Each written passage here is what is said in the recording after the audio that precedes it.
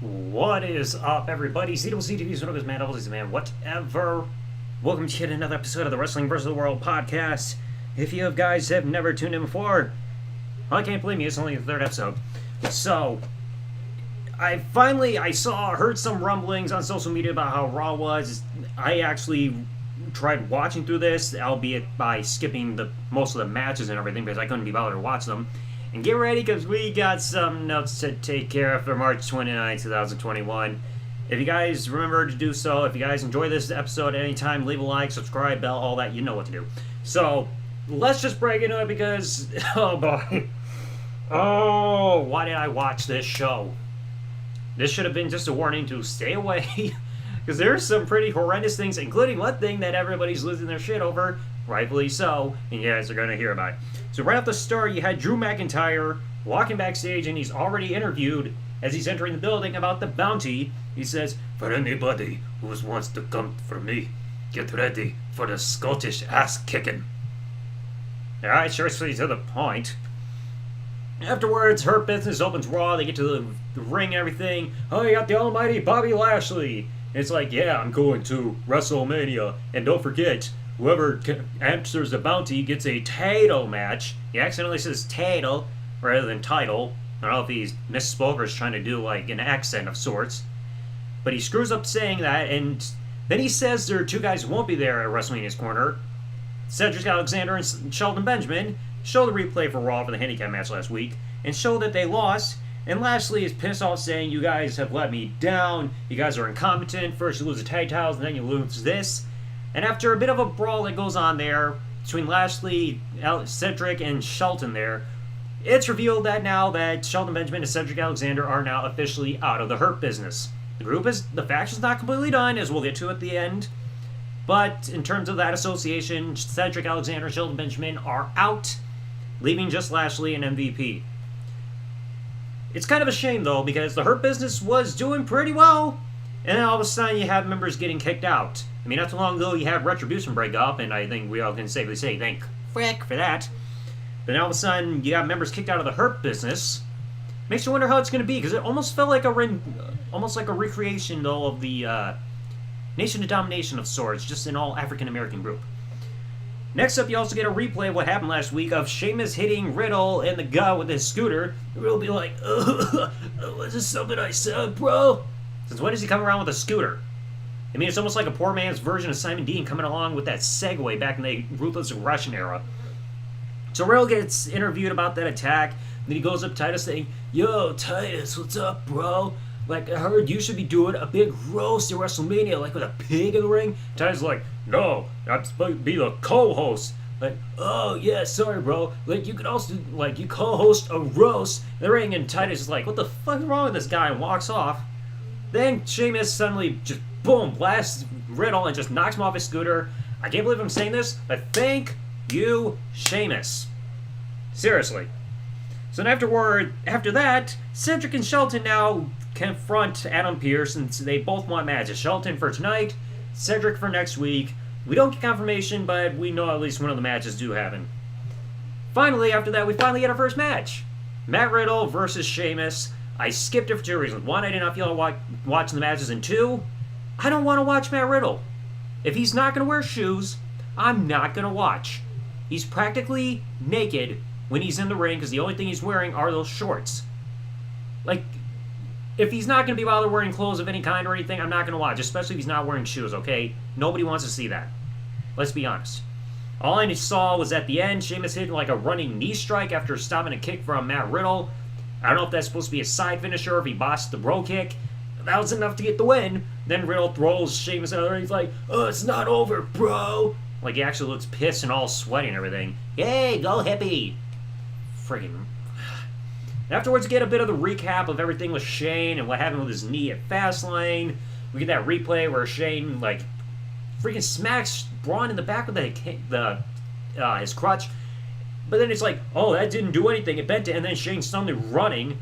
Then he gets interviewed saying that coming up after the break, he's got an expose to do about Braun Strowman. Oh, lovely. This shit's gonna continue.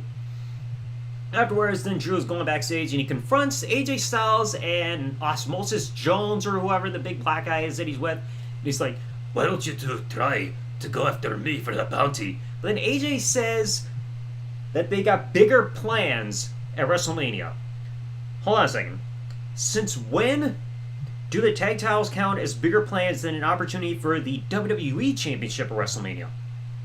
One is bigger than the other. And after what happens later on with Osmosis Jones and AJ Styles, you'll understand why this whole thing is doomed to fail. Let's see, afterwards, Shane goes to the ring. He's got Jackson Riker and Elias. He's saying, oh, like, everybody thinks I'm not injured with my knee. Truth is, I am injured. I was just running on adrenaline. Very convincing, Shane. Then afterwards, he says, oh, I got a surprise for you guys. I've got Braun Strowman's report card from the 5th grade saying he got a D- in social studies and saying, like, he's a disruption and trying to fight people in class. He got a D- in math. I think they said he might have to be held back a year. D in English, and freaking summer school might be necessary. And then a D+ in gym. Look at Braun Strowman. Does he really look like he failed in gym? The guy's built like a train, and we'll get to that in just a moment too, because of what was brought up last week and what happens this episode of Raw. And then they show a whole picture of Braun with a dunce cap on his head, saying 2 + 2 = 5. I'm not stupid! And for whatever reason, he's got the WrestleMania 15 logo on his shirt. Wait, was he in 5th grade at the time of WrestleMania 15? Somebody correct me on that. It was kind of weird. Maybe that's a bit of the Easter egg. I don't know. So then Shane's like, maybe we should all just give him a big hug and he'll feel better. But then Braun comes out and it's time for his match against Jackson Riker. He wins with a running power slam. They try a 2-on-1 beatdown of Elias and Shane on Braun. Braun easily fights him off. Braun's like, guess what, Shane? You let me choose the match stipulation.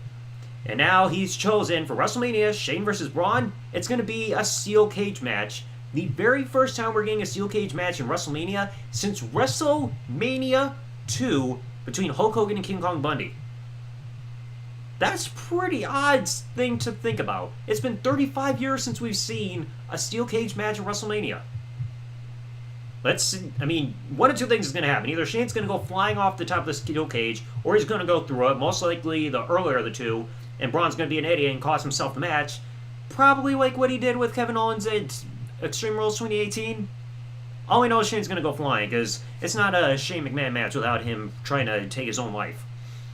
Then here comes the part that I was so glad to freaking skip through. The dirt sheet with The Miz and John Morrison. They're saying, hey, it's time to debut our new single, Hey Hey, Hop Hop. It was like, I could barely listen to any of it before completely skipping. I skipped through, saw some of the video clips. The music sounded awful. I don't know if it's because I actually listen to music rather than this trash, or I just could not, or if it's honestly garbage. But it just sounded god-awful in the video, like they're dressed in white. Next thing you know, they're dressed in bunnies and outfits and got people cheering in the crowd. I'm like, what the frick am I watching? Dressing in, like, animals, jumping in around in bunny suits? This is stupid. And afterwards, you have Damian Priest, who looks like Vampiro without the face paint on, coming out with Bad Bunny Interrupt. They're hyping up the match, and Bad Bunny is, like, saying something in Spanish. Damian Priest translates saying, at WrestleMania, he's gonna make you his bitch. So then there's a confrontation there in the aisleway. Damian Priest gets out of the way saying, if you want to have a fight with Bad Bunny, go ahead. Bad Bunny lays out The Miz with a punch. They both get in the ring. Bad Bunny throws out the chairs, takes that poster cover picture or whatever for their single and just kind of folds in half and throws it out of the ring. Couldn't tear it. So it's like, oh, we're going to have a big match. You just signed your death certificate. Yeah, like anybody's going to die at the hands of The Miz. Maybe if they freaking dive after him and he doesn't catch them, then they'll die. Then Randy finally cuts a promo backstage. He's talking about The Fiend and everything happening. He thought, like, he's been through many names over the years, like John Cena, Ric Flair, Shawn Michaels, and all them, but nobody can compare to The Fiend. He thought he got rid of him by setting him on fire, yet that wasn't enough. He realized Alexa is the sole power of being able to summon The Fiend, which also does come into play a bit later. So then he vows to get The Fiend out of his life for good at WrestleMania by any means necessary. What are you going to do? Freaking cut his head off? Like, really? That's the only thing you haven't done yet. So then afterwards, you finally get another match. Pretty, like, iffy match, but Bobby Lashley defeats Shelton Benjamin with the Hurt Lock. Didn't care.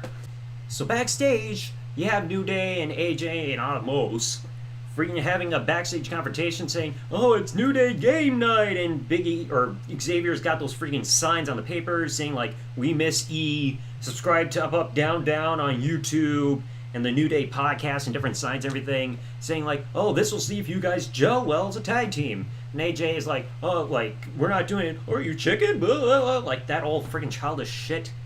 And then they finally decide, okay, we will do it in the ring. So they have this game night thing or whatever going on in the ring. They got like those robot boxing buddy things like you guys saw back in the 90s where it's like the blue and red robot punch punch punch thing. They have Jenga, they have Connect 4, but really it's just about the piece of paper and everything. They decide we're going to first play charades by pulling names out of a hat to see who can like guess what the other person is doing or saying or anything. So I think like New Day had that 1,000 Miles by Vanessa Carlton, you know, da-da-da-da-da-da song. They got that, and AJ's trying to reenact The Lion King, and Almost is just looking at him like, huh? Like just giving him blank looks without even saying a word, and AJ's just looking like an idiot. He's like, huh? Licking like a foot, licking like a cat, crown? It's just like, really? Then they drew Pictionary afterwards. Xavier draws a rocket ship, easy to guess. AJ draws the sun, and Almost doesn't even say anything. He could have easily just said, "the sun," to get it over with. And afterwards, New Day's like, "Yeah, we wanted a clean sweep." Yay, nice NWO reference there. Yay! Afterwards, Almost just gets on the mic, he's like, "Enough. This don't mean shit. All that matters is what happens in the match." It's like, yeah, but then again, why were we having this crap? Freaking games like that just to see if the teams gel well? Almost didn't even say anything the whole freaking time. It was pointless. We don't need a freaking game night or anything like that to see if a team gels well. All that matters is the match. Like, of course, the teams are going to gel if they actually want to win the freaking titles. Then afterwards, finally see Xavier Woods against AJ Styles. Xavier wins via disqualification because Almost gets in the way after pulling AJ out. Attacking Xavier, he catches Kofi and just drops him over the barricade. You get a 2-on-1 assault on Xavier. So we'll see what happens there. And Almost actually gets some physicality in there, so we'll have to see what happens. I think it's like on night 1 or something like that. So good luck to AJ Styles and Osmosis Jones for your tag match. So then you see Alexa on her swing set, swinging back and forth a little bit. She's got her playground. She's got the rocking horse that goes on its own slide. Talking about Randy Orton and saying that Randy thought he killed the Fiend at TLC. In reality, when he set him on fire, he probably would like to set her on fire after she penetrated herself on top of his boner at Fastlane. She said that she's got the heart of the Fiend right in her little jack in a box, or more like jack off in a box. Pops it out, and then right next to her is the Fiend, who looks like a mix between the Yeti and Meltman from Action League Now. What, like, just wrapped up in dark toilet paper and all that shit, which is a little odd. Then Drew is marching around backstage in the locker room saying, like, "Does anybody want to take me on for the fight?"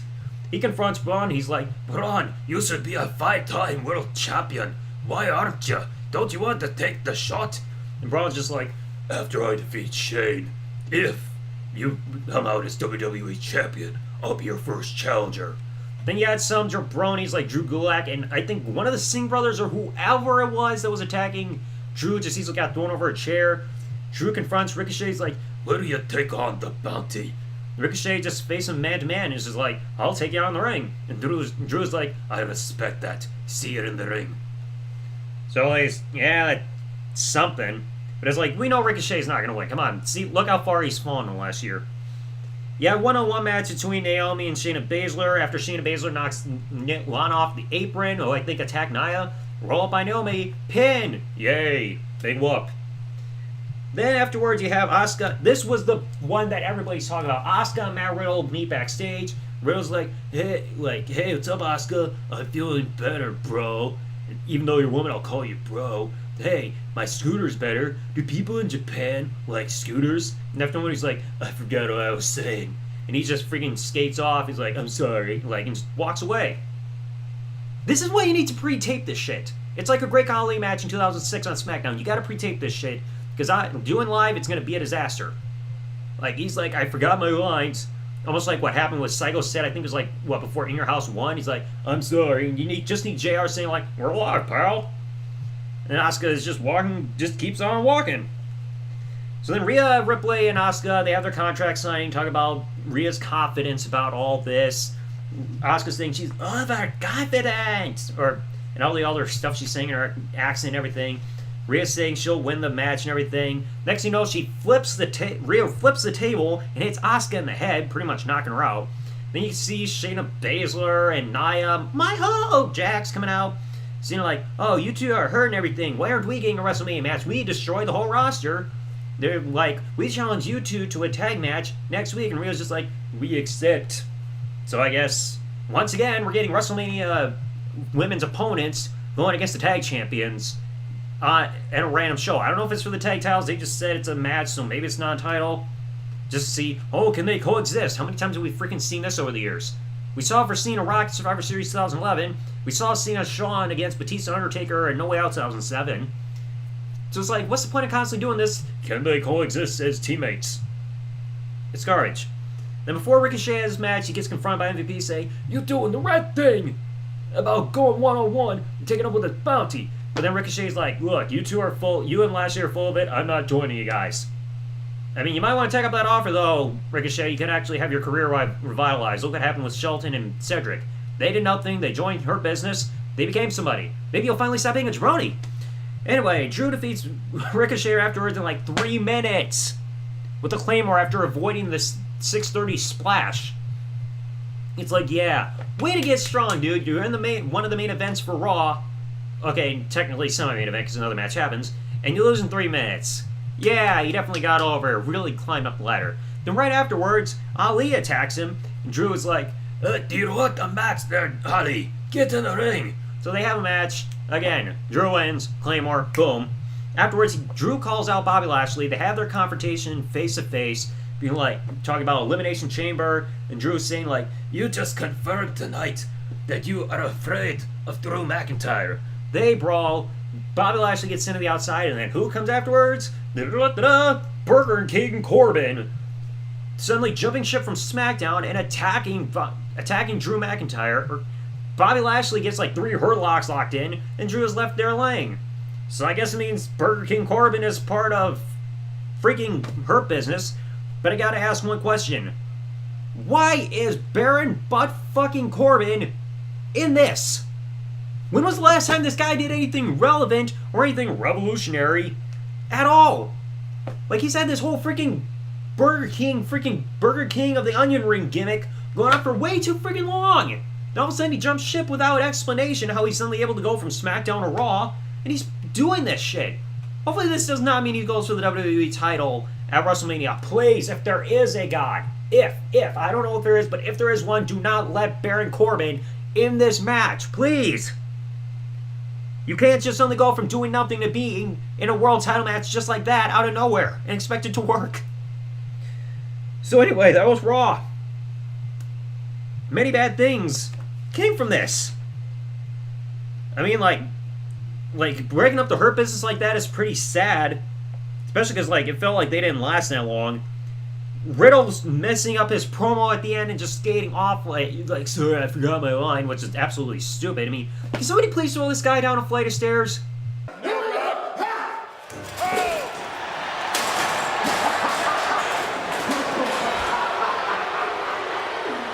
Thank you, Brock. And it's like, Riddle and Sheamus, I don't care. They have a match now at WrestleMania. Shane doing the stupid thing about, like, the report card of Braun, which is absolutely just childish and stupid. Like, oh, Braun was a stupid child. It's like, if Braun, like, hopefully they don't make Braun prove that he's stupid at WrestleMania with a loss there in the dumbest way possible. The tag stuff, like, with New Day and AJ and Osmosis Jones were just bad. Did not care for them at all. I mean, Lion King and all that. The music video, I can't even fucking sit through for The Miz and John Morrison. I can't. I just can't. I mean, if you're going to dress up in a bunny outfit or anything, no. That's not going to make you macho and look like you're a convincing wrestler. It's like just some dominant matches like in the main events and everything. I just did not care for this. Like, this was just, like, poor. Nothing really stood out about this show, to really be honest. I mean, what the frick? And plus, once again, Baron frickin' Corbin. I'm surprised people can watch this show. At all, my god. I mean, This is supposed to be getting ready for WrestleMania. This doesn't feel like we're getting ready for WrestleMania. It feels like we're getting ready for a house show. Because nothing's standing out. Like, none of these builds are really all that revolutionary to get me hyped for these feuds. Like I mentioned in the Smart Busters live stream, it's just like most of these are just thrown together things. Like with all these feuds happening, it's just like, hey, you don't have a match. I don't have a match. Let's fight. It's like they really think this is going to convince people to get invested in these 2 nights? Like, barely any matches are worth watching right now. I mean, maybe Lashley versus Drew as long as they keep butt-fucking Corbin out. But Jesus, this is just bad. Like, oh my god. How do you people watch this? Good Lord. Anyway, just this show is just not worth it. It's not getting more hyped, and there's still one more Raw for WrestleMania.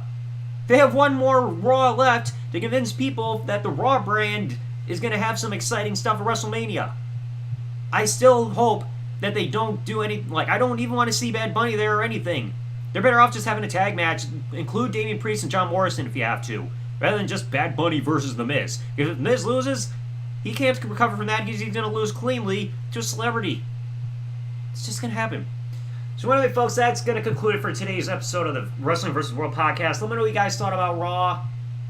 This is just hard to sit through. I'm just glad I found like a re-upload of this show because I would not be able to sit through 3 hours including commercials or anything. Otherwise, I would dig my fingers into my eye sockets, pull out my eyeballs, and just freaking feed them to a dog. Because then I wouldn't have to watch this shit. God. Just bad. And Matt Riddle, please, stop smoking pot before you go out there because you're going to keep forgetting your lines and forgetting what you were saying, bro. Get some freaking shoes on you, hippie. Anyway, folks, thanks for listening or watching, folks. Like, comment, subscribe. Peace out. Good night, everybody.